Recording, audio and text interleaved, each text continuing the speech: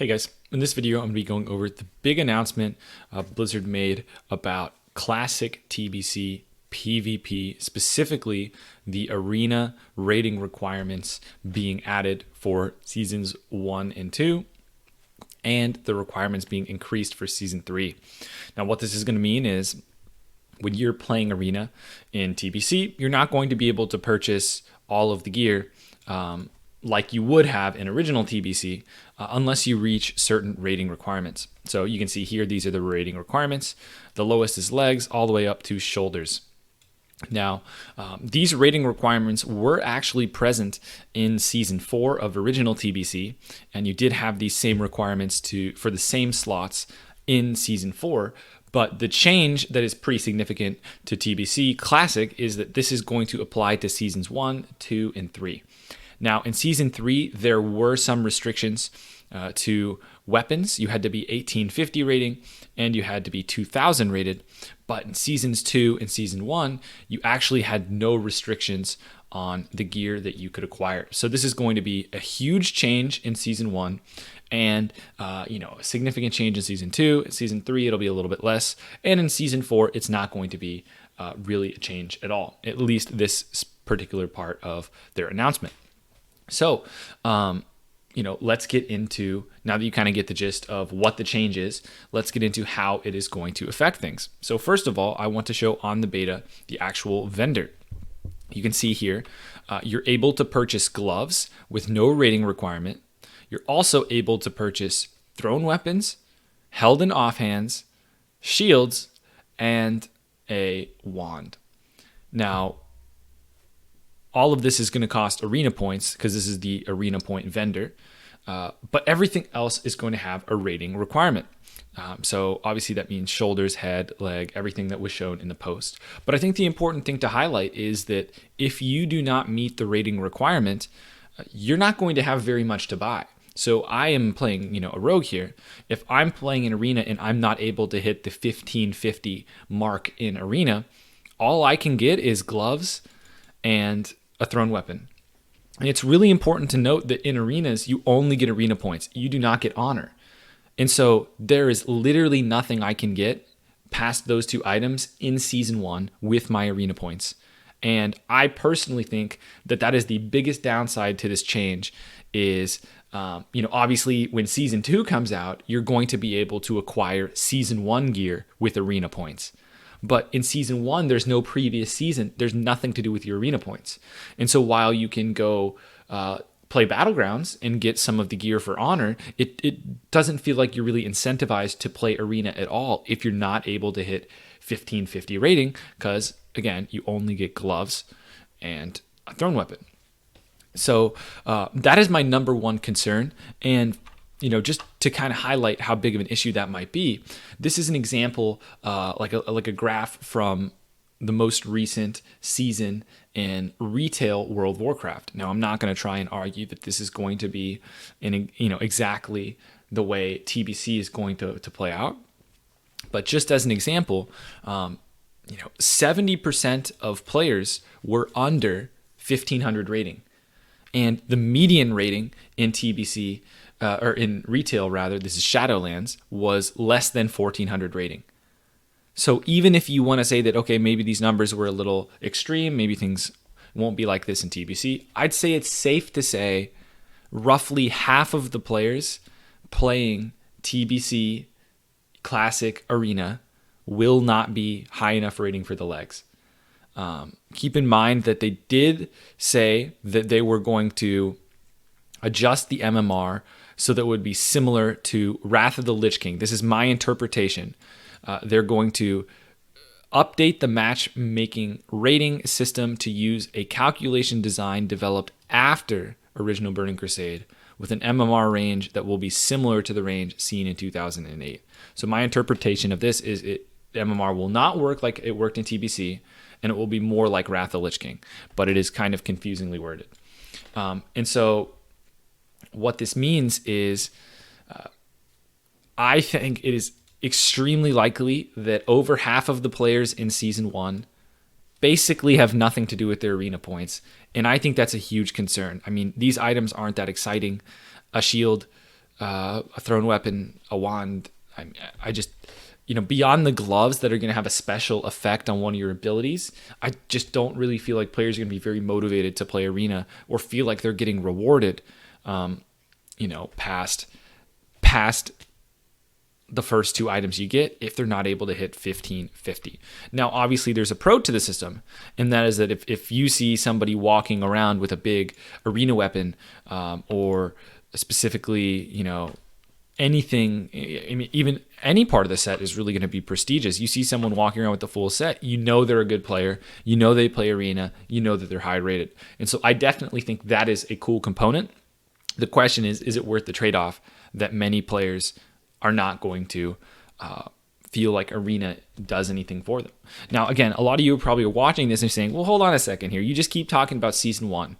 In season 2, everything is going to be, completely different, because when season 2 comes out, you're able to buy season 1 gear with arena points, and there is no rating requirement on anything.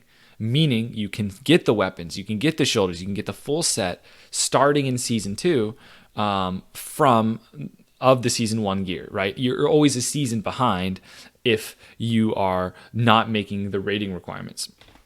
And again, while this is going to be not as big of an issue in season 2, you're still going to be able to get items. Again, the big issue for me is season 1. I think season 1 is going to be obviously the point in the game where the most people are playing, and it's the make or break time for how many people are going to continue playing the game and how many people are going to start dropping off and leaving TBC Classic. And so I'm very concerned that season 1 is just not going to be enticing enough for the majority of players, playing arena. Now, obviously, like I mentioned, there is a ton of gear that you can get for honor. But again, you cannot get honor from doing arenas. You get honor from doing battlegrounds. So I can log over and show you guys a lot of the offset pieces that you're able to acquire. There are some epic pieces that you're going to be able to get with honor, but as you're going to see, none of it is arena points. And so again, there's just not enough to do with your arena points, and I think that is going to be demoralizing. But there's going to be more effects to this, right? So we talked about the pros, or some of the cons. There are some pros as well. So again, here's the gear. You can see you've got some trinkets, you've got some rings, cloak, you've got necklace, all kinds of stuff, wrists, belt, boots, all the offset pieces, and then you also have a blue set of armor, but it's not obviously of the epic quality, and specifically weapons and stuff are not going to be as powerful as a lot of the gear you can get from raiding, for example.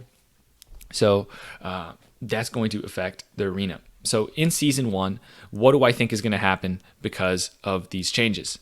Number 1, I think you're going to see significantly more raiding being valuable when it comes to arena performance. What I mean by that is, specifically as a rogue, I can use gear from Karazhan, especially a weapon. The weapon is the biggest thing, right?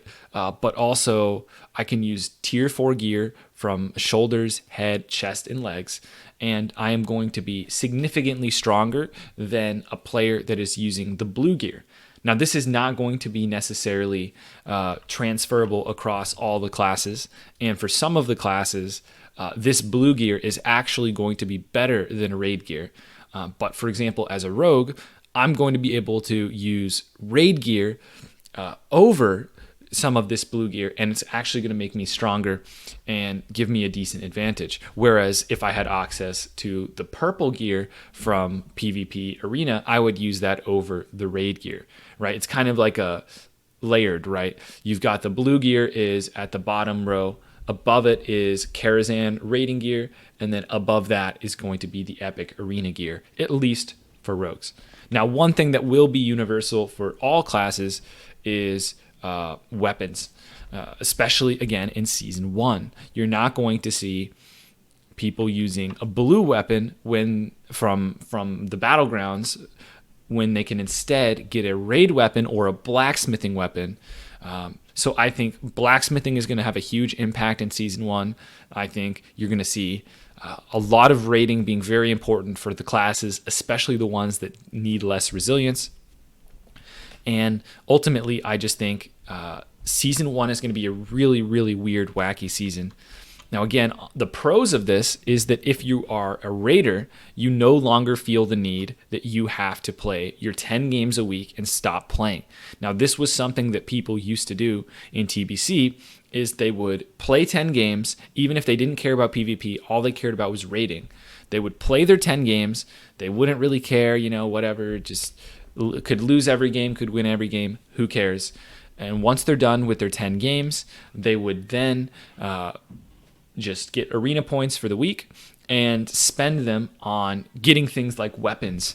And it is a little strange that you would essentially not try, not win, just log in every week, and yet you'd still end up getting a really powerful epic weapon. So I understand from that point of view, it doesn't really make sense that an epic weapon would be rewarded for not really trying an arena and just queuing a few weeks in a row. So that is definitely a pro of the system, is you will not have people that are just queuing for the sake of getting the weapon in PvE and not really playing. However, on the flip side, for those people that wanted the weapon, a lot of people are now disappointed. So specifically protection paladins and enhancement shamans, I've heard the most, are interested in the epic weapon from PvP, and considering you have to be 2050 rating to get it, the overwhelming majority of players will not be able to get it, and that's going to change gearing. So it is going to have, these changes are going to have ripple effects on PvE and gearing as well. And again, even as new seasons come out, I think you're going to see a lot of people looking to raiding and looking to like professions like blacksmithing to update their weapon, as weapon is one of the items that is less important to have resilience on it and more important that it just hits really hard. As you can see here, an arena weapon, we're looking at 10 resilience and on the offhand, on the main hand, still like less than 10 resilience. So it's not that big of a deal to lose 10 resilience to gain a massive increase in weapon damage. And that's why you're going to see a lot of people that are not 2050 rating looking to other sources of content, which again, I think is really going to punish casual players that aren't high rated, that want to PvP only. And I feel like they're going to be behind when it comes to weapons.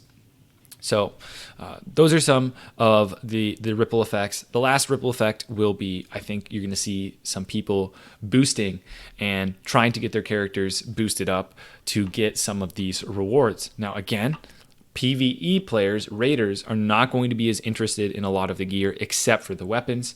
And there is a few changes it looks like they're trying to make to address boosting, saying that you're not going to get arena points unless your rating is really close to the rest of your team.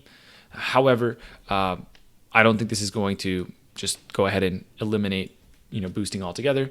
And obviously in season 1 and season 2, we're going to be seeing more boosting than we otherwise would have because of the new rating requirements. So all in all, there are some pros is that it will be consistent the whole way through from season 1 to season 4 on what the rating requirements will be. It'll be consistent. When you see someone with some of this gear, it's going to be really cool. Obviously, it's going to feel amazing to hit 1550, to hit 1600, because you are getting such a reward that is exclusive as you're hitting it. But again, the question is it going to be worth I guess I would just flat out say the bad experience, especially in season 1, for players that are not going to have anything to spend their arena points on. I do not think season 2, season 3, season 4, it'll be as big of a deal because you have previous seasons to get gear from. But I really do feel like the most important season 1, when everyone is trying out TBC Classic for the first time, I think most players are going to have a bad experience when it comes to arena gearing. And I think that's going to reduce the number of people participating. And I think it's going to discourage people from continuing to play arena. I know if I was stuck at 1400 rating and I felt like I was having a really hard time getting above the hump to 1550, well, it would feel really pointless to keep playing if I have nothing to spend arena points on and I already have the thrown weapon in the gloves. And it just feels like any other form of content would give me an avenue to improve my character. And you might feel like you have to go and pursue other content and come back to arena if you want to try and climb, in the case of the player that feels like their skill is capped out. But Let me know what you guys think. Do you like the change? Do you think the prestigious gear is going to be worth the trade-off? Is there other things that are going to be impacted? Let me know. Thanks for watching, guys, and I'll see you guys next time.